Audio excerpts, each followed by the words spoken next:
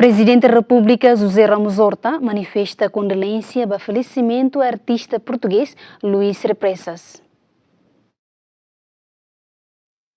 Leu esse comunicado à imprensa da BGM na CESA, Presidente da República José Ramos Horta retorna sentimento de tristeza bem a falecimento do artista português Luís Represas, na bem notável liu e a geração, no belo sincero, no dedicado ao Timor-Lesteniano. E a década balo nelaran Luís Represas tal talento artístico, não ninha lian, ninha prestígio e a serviço ba causa boa ida, liberdade no dignidade povo timoraniano, e a tempo nebe Timor-Leste na fatin ocupação ne ocos, no povo ne sofrimento da labara comunidade internacional haluhantia.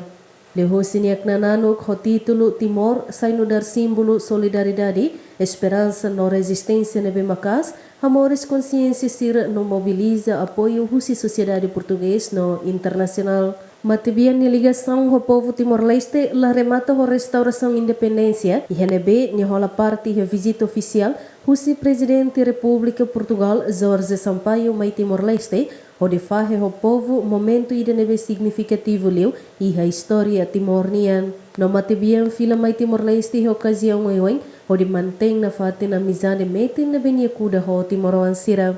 Nia falecimento representa la combotida ba cultura lusófona, mas vemos ba Timor-Leste e hanebe se hanoi na fatinia no dar artista excepcional no belun los ba povo Timor. Nia rança se moris na fatin e haninia música e a memória coletiva povo timoroanian, no iha valor sira solidariedade, fraternidade, no esperança nian nebe matebian sempre defendem. Equipa cobertura, Giamen.